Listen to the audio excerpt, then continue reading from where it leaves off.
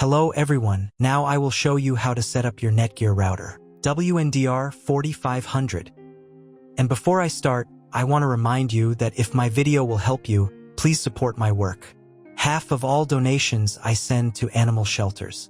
All details are in the description down below. So, the first step is to power on the router. Take the power adapter. Connect one end of the power adapter to a wall socket and the other end to the router.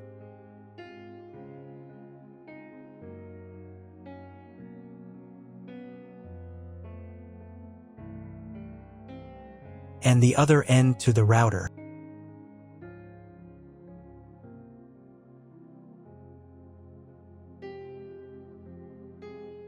Then press the power button. Once it's on, an indicator will light up. It may take a few minutes for it to completely turn on. Next, connect the cable from your broadband provider or from your modem to a special internet port. This port is often called WAN and is usually a different color. Each cable should be inserted until it clicks into place. Now you need to reset the router back to its factory settings. Press and hold the router's reset button for 10 seconds. Wait until the lights on the router start to flash. Sometimes, this button is located inside the router casing to prevent accidental presses. Use a thin object to push it down.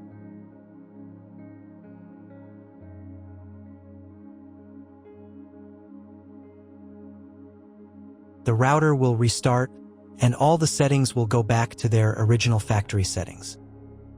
Plug one end of the Ethernet cable provided with the router into an Ethernet port.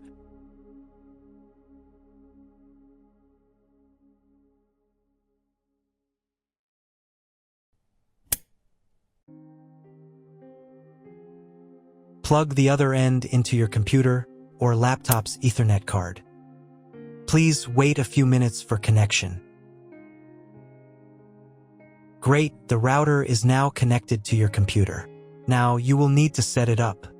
But before we begin, I will demonstrate an alternative way to connect the router if you don't have an Ethernet cable or your computer doesn't have an Ethernet port.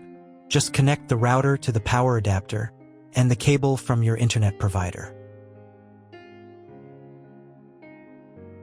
This will enable Wi-Fi. If the router is new and has never been configured, the Wi-Fi network will be named as your router. Your router has a unique Wi-Fi network name and password that is printed on a label. Connect to it. Great job connecting to the router. Now let's move on to the setup process. First, open your web browser and visit the URL you see on the screen. Use the URL bar instead of the search bar. Then click here.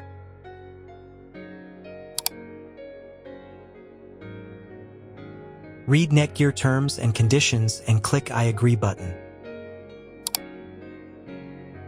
Now you must select No, I want to configure the internet connection myself. And click Next button.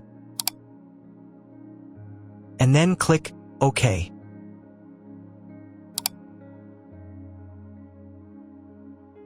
If your router settings do not look like mine, it means that your router has a different firmware. I made a video for every firmware type. You can find all the links in the description down below. So the first thing you need to do is set up a new password. The admin password is used to log in to your router's web interface. Pay attention to the password requirements. Write your new password in the first field and duplicate it in the second field. Then select 2 security questions and write answers for them. You need them just in case you need to reset the admin password in the future. Click Next. On the next page, you will find the information you need to connect to a Wi-Fi network. If you want, you can print them out. Click Next button. If the router has not been updated for a long time, The next page may automatically start the firmware update process. I recommend updating the firmware if a newer version is available. It will take about 3 minutes for firmware update. Please do not turn off the power or press the reset button. If the new firmware is not available, just click OK. Then you will be redirected to the NETGEAR's website, where you can register your router. If you want to, you can do it. I'm not going to do that, so I'm just going to close this window. Log in to the router's web interface again if you were logged out of it. Enter the standard username admin and password that you created a few minutes ago. Press Sign In button. In the top right corner, you can change the language of the router's website interface. To get the internet, go to Advanced.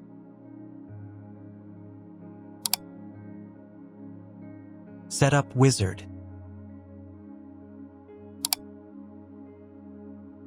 Press No, I want to configure the router myself.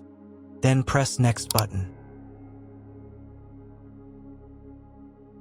On the next page, select the internet settings. In most cases, there are two options: connection with and without a login. Almost always, your internet connection will not require a login. All the information you need is in your internet provider's contract. If your internet connection does not require login or you do not know whether it does, select No. Leave account name and domain name unchanged.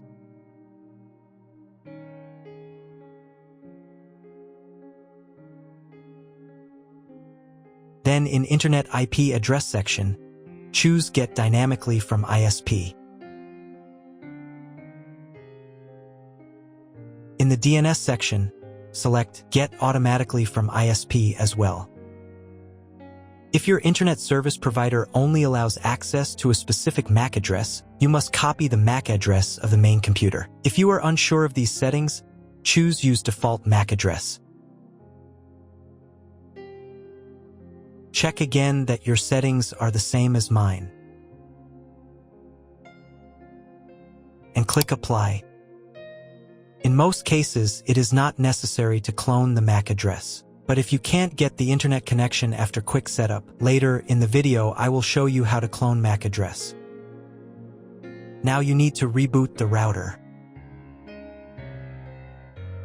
Go to Advanced. Advanced Home. Click on the Reboot button. And click OK. After the reboot, wait a few minutes and try to Google something. If it doesn't work, check all the cables. They must be connected correctly. Then log into the router control panel again.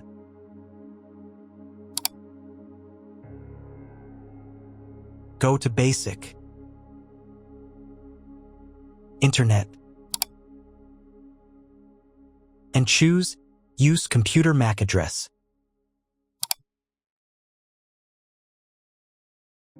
Click Apply button. And then reboot router again.